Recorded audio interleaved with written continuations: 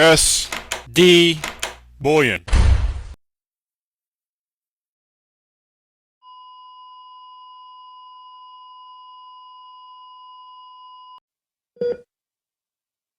I just wonder what are your feelings regarding the safety of storing your physical metal in a COMEX licensed vault, or I guess really kind of extending that, really storing it anywhere outside of your personal possession.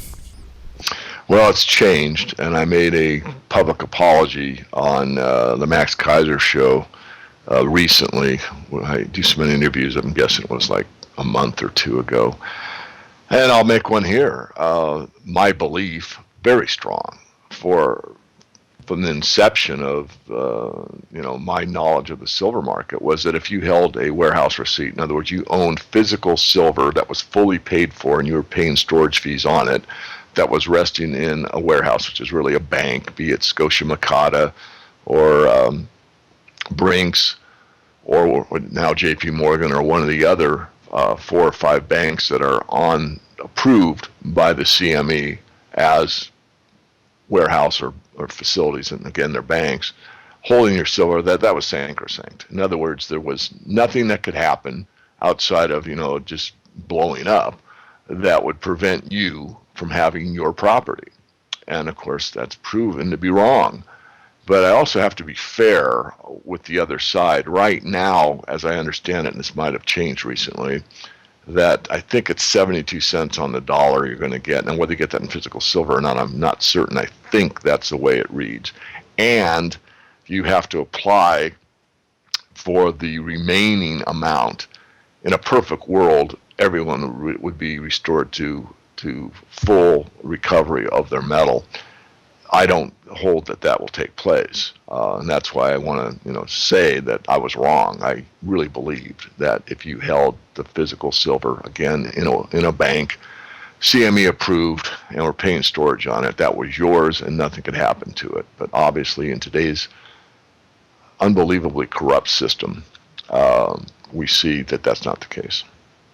Yeah, I think we're seeing that more and more every day. I was going to ask you a little bit about like your outlook for the rest of the year for silver, but you kind of already touched on that.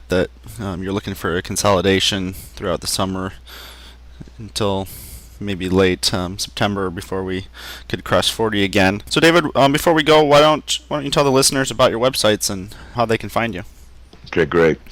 I'll start off on what's more popular with the younger generation, which I'm trying to appeal to more and more. It's my goal, my aim, to try and help as many people as possible. So the YouTube channel seems to be getting some traction now. So the YouTube channel is just Silver Guru.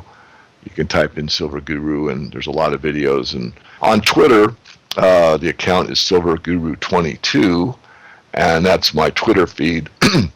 That's for people that like to read, excuse me, or listen. I usually put up my audio feeds, sometimes the video feeds on Twitter as well. What I try to do, it's usually by me. One of my research assistants also has access to our Twitter feed.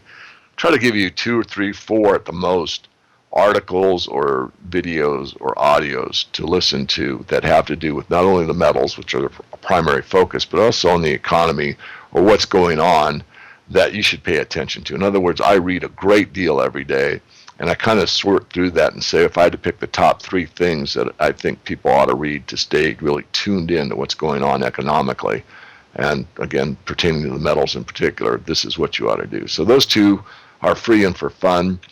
As far as the website's concerned, that's our bread and butter. It's called themorganreport.com, or you can also go to silver-investor.com. It's the same website. There's a free letter that comes out weekly on Saturday, and that's basically puts together all the interviews I do during the week, all the audios and the videos, and some written work still that we do. And so it's kind of one place to go where it's all provided for you.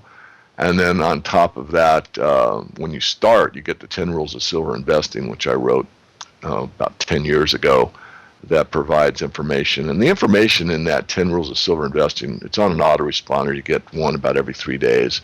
You get the written word that I wrote so many years ago, and also I've updated it.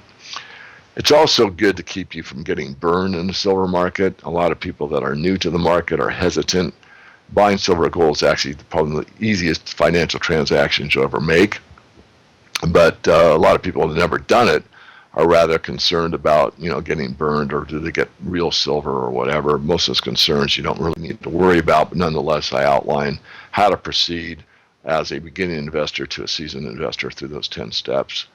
And then above and beyond that, there's 3 levels of membership service, which are beginner, intermediate, and advanced. There's a video on each one over on the right-hand side of the website with the drop-down menu. So if you're interested in saying, well, I'm not sure what I get, I took some time to put together a little video on each one. So I narrate it, and it's like, if you do the basic membership and we show you how you would enter the site, how it's personalized to you, it even pops up with your name if you want, and then you're into the site. There's a lot on there, a lot more than just a monthly report. There's all kinds of special features, even at the basic level. The intermediate level is where I take the camera around, or the crew, and we film either my speech, if they allow us, and a lot of these conferences will not allow you to film the speech, but where I'll be interviewing some of the companies that we have featured in the Morgan Report and get an update on a video level, which is a good way to do business as far as I'm concerned. I get a lot more done in a 10-minute video shoot than I can asking questions and writing them out. And then at the advanced level, it's primarily for high net worth people and fund managers.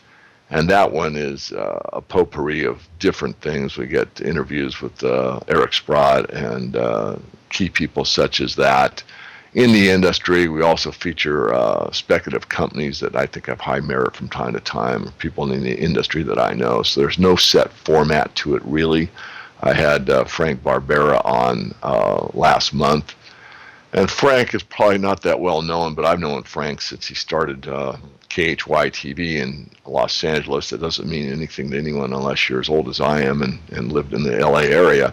But that was the precursor to the CNBC. It was actually the first financial channel in the nation as far as I know. And Frank and I, again, have known each other for a couple of decades.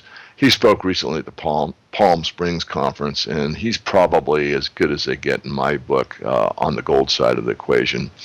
And so I invited him on, and the feedback was pretty phenomenal. I had a lot of our members at that level say that was really one of the most enlightening gold presentations I've ever witnessed, and I've watched a lot of them. So, and that's just an opinion. I mean, I'm not trying to oversell this. That service, by the way, is not for everyone. It's $1,000 a year, and that's a fair amount of money unless you're really deeply into this sector. It doesn't suit most people. Most people that are in the sector want to have some help evaluating the overall structure of the market, keep in tune with what's happening, particularly on the silver side, and are interested in investing outside of the physical realm, probably be best served by the basic service. Okay, well, thanks, David, and definitely encourage your listeners to check out all that you have to offer there at silverinvestor.com. I wanted to, again, thank you for your time and for coming on the show today, David. My pleasure. Thank you.